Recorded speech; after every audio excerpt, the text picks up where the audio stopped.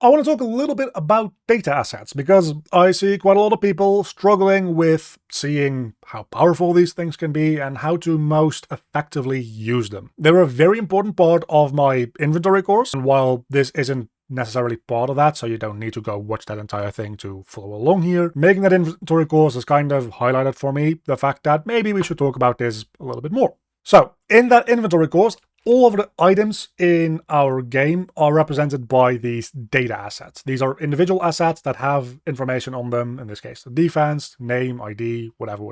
To get started with this entire video, what makes these so special? What makes these different from other types of assets in your game projects?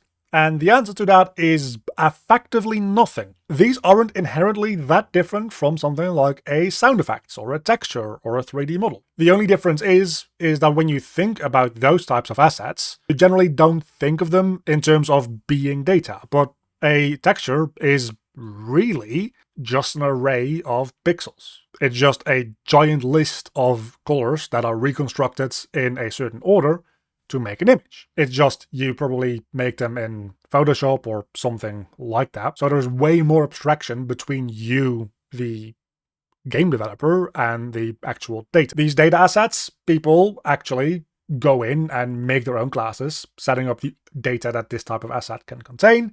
And as such, you are much more directly familiar and much more directly working with the data that you set up for these assets. But inherently, they are still the same thing. They are just containers for data.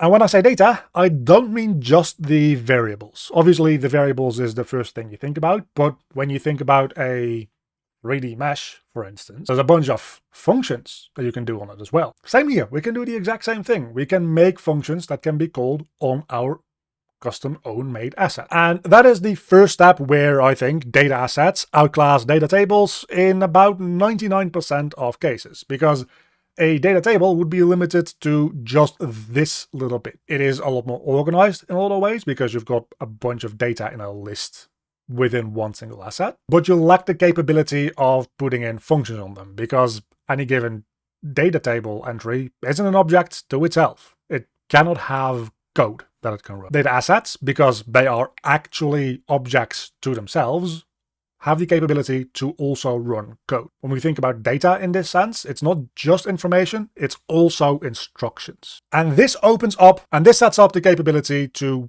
make an architecture for your project that is effectively this, a model view model setup. And we're going to go into what this means within Unreal context in a moment. But the idea being is that we have, let's say, two objects, because in Unreal, the line between these two gets kind of blurred. But we have two objects. One that is responsible for holding the data and the logic of, in this case, what an item can be. And then we've got a separate object which only has one very simple job, and it is taking in that data and representing it. It doesn't do any processing, really, on its own. All that it does is it takes in information from our model, our data asset, visualizes it, and it takes in user input and tells our data asset that it needs to do something. And now let's take a look at why that is so important. If we look at the world item class here, by the way, it already pretty much does that. It has a data asset that it represents, and on construct, what it does is it just sets the static mesh that we have here, it's a static mesh component, to whatever model this item says that it should look like. Now, if we look at this, the item itself is the model. This little code here would be the view model, and then the static mesh would be the view. Again, the view model and view itself kind of aren't as clearly separated in Unreal here as they would be in a lot of other contexts where you would be working with this type of architecture. Well, that is kind of how it breaks down. And as such, this world item doesn't do anything inherently that different from if we were to go into the item slots.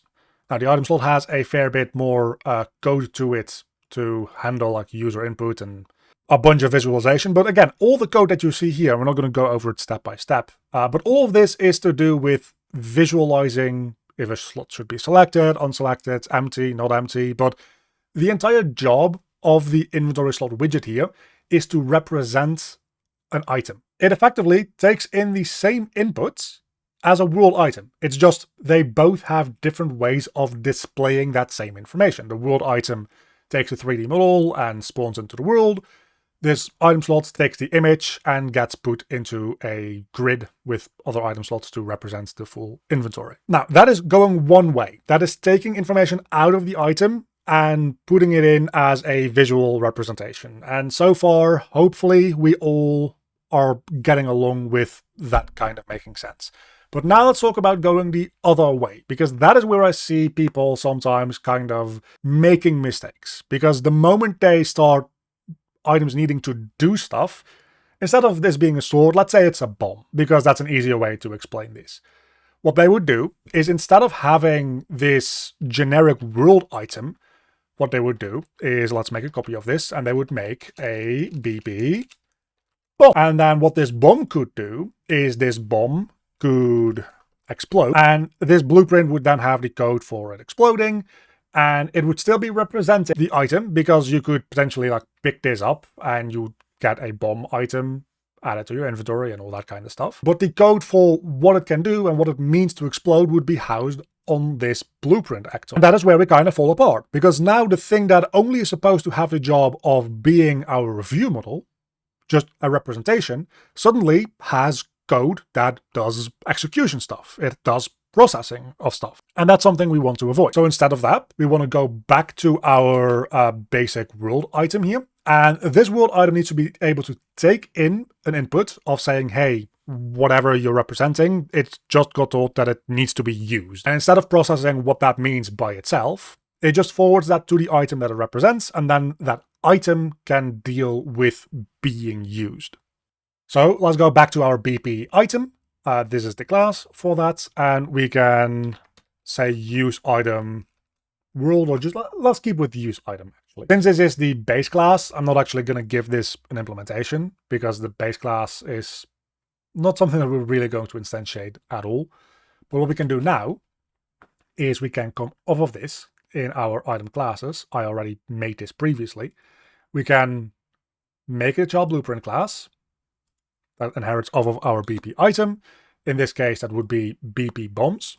And you can see this is a data assets class that now inherits off of item. All the item stuff is right here. And we've got overridable functions, along which is use item. And here we can start programming what it means for a bomb to be used. So in this case, it would be exploding. So we would do something like spawn a particle effect, play a sound effect, damage anything within a certain radius, all that kind of stuff.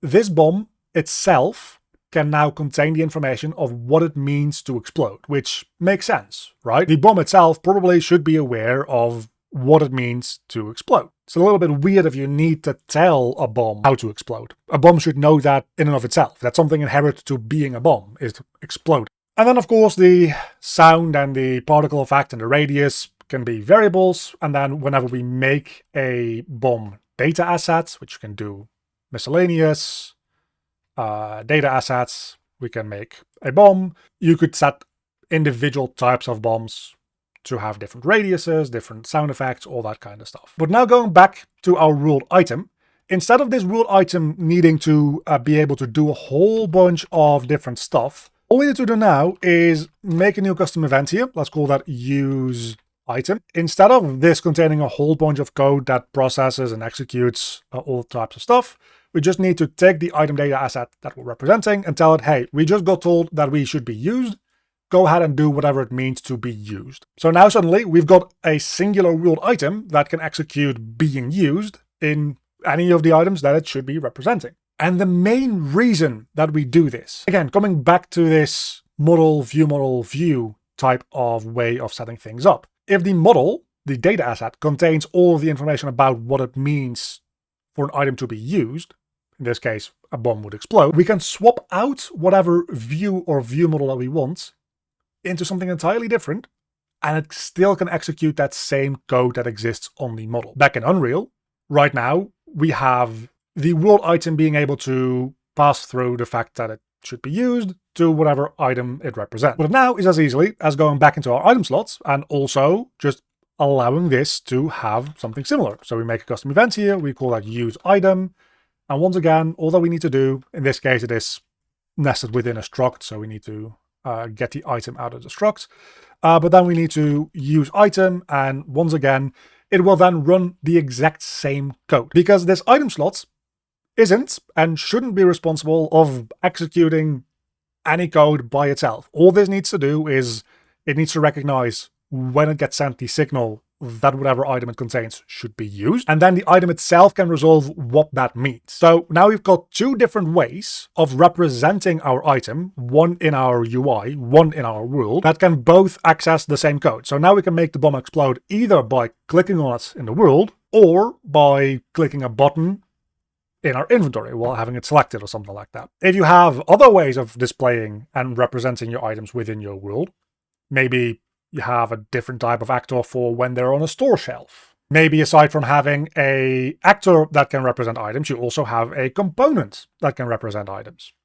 There's a bunch of different ways that you can be representing these items that can be very similar or very different in a lot of ways.